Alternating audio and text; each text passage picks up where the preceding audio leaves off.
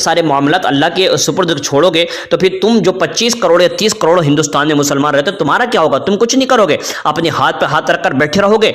तो मेरे भाई, आज का वीडियो जो मैं आपको दे रहा हूं, यकीनन यकीनन आपकी रूह कांप जाएगी और आपको लगेगा कि वाकई आपके खिलाफ कितने जबरदस्त अंदाज में प्रोपेगेंडा किया जा रहा है। देखिए, मैं बता दूं, एक पंडित है और इसके पास में कई सारे बड़े बड़े लोग बैठे हुए नजर आ रहे हैं। और ये जो सभा हुई है ना, ये कहाँ हुई है? ये हुई है मेरठ के अंदर, हिंदू रिपब्लिक ऑफ हिंदुस्तान के लिए, कहते हैं हिंदू पंचायत के नाम से ये शुरू हुई है। और ये कोई पुरानी नहीं है, मैं कोई आपको पुरानी खबर देने नहीं लगा हूं, बल्कि रविवार 10 जनवरी 2021 दोपहर के 2 बजे से लेकर 5 बजे तक बृहस्पति भवन चौधरी चरण सिंह विश्वविद्यालय मेरठ के अंदर यह हुआ है। और इसमें बड़े बड़े पंडित आए हुए हैं और इसमें एक गुंडू आदमी है, टकला है, और वो क्या कर रहा है जानते हैं?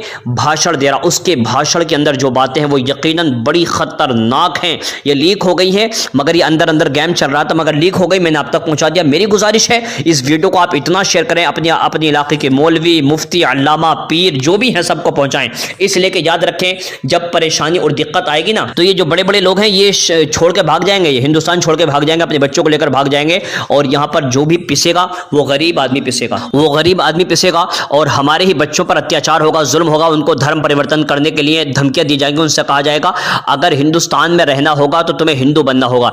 ये जो एक टकला बाबा है, जानते ये क्या कह रहा है? इसकी बातें सुने। इसने कहा कि तुम्हें मुसलमानों से ये कहना होगा कि अगर हिंदुस्तान में रहना है तो कुरान छोड़ना पड़ेगा, नमाज छोड़नी पड़ेगी। और कहता है कि तुम मुसलमानों की दुकान से सामान खरीदना बंद कर दो। और कहता है मुसलमानों का आर्थिक बहिष्कार करो, यहां तक कि सामाजिक बहिष्कार करो, यहां तक कि राजनीतिक बहिष्कार करो, और इनकी दुकान से कोई सामान मत खरीदो। जब तुम ऐसा करोगे तो ये टकला कहता है इस तरीके से क्या होगा कि ये सारे के सारे लोग हैं डर जाएंगे, खौफ खाएंगे, और खौफ के मारे जो धर्म है वो छोड़ देंगे। और धर्म छोड़ने के बाद फिर ये क्या करेंगे?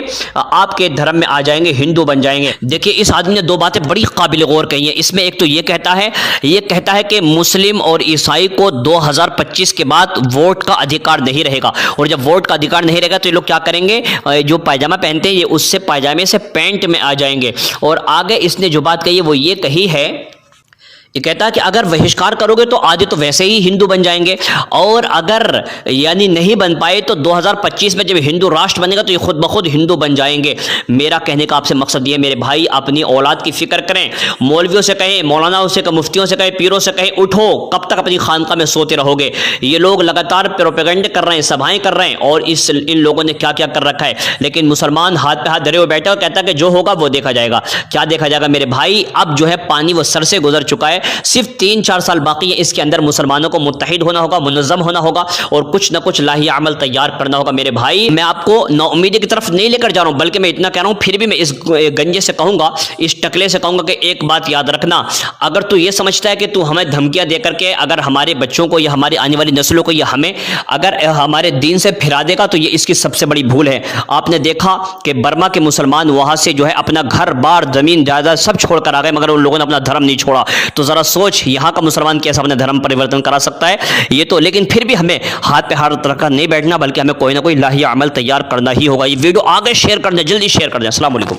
बात करते हैं तो आप इतने बड़े लोगों से विद्यासागर जी जानते हैं ऐसे लोगों को, और आज बड़ी फॉलोइंग आज भी हमारी मुसलमानों की है। हमारा ये तर्क है, हमारा ये कहना है, यदि तुम मुझसे जुड़े रहना चाहते हो तो सबसे पहले तुमको कुरान छोड़ना होगा, तुमको नमाज छोड़ना होगा। आप भी ये शुरुआत करिए कि तुम मुसलमान हो तो सबसे पहले तुम कुरान छोड़ो, यदि मुझे संगत रखना है तो। आप कल देखिए, आप तय करिए कि मुझे किसी मुसलमान के दुकान से कोई सामान मैं नहीं खरीदूंगा, चलेगा। आप उनका आर्थिक बहिष्कार करिए, सामाजिक बहिष्कार करिए, राजनीतिक बहिष्कार करिए, सब इस्लाम छोड़ छोड़ के हिंदू धर्म में आएंगे। और जो बचा गुजर रहेगा 4 साल बाद जब हिंदू राष्ट्र बनेगा तो हिंदू राष्ट्र में रहने वाला व्यक्ति केवल अधिकार, मतदान का अधिकार केवल हिंदुओं को होगा। आप कल देखिए अधिकार देख करके, जिस दिन हिंदू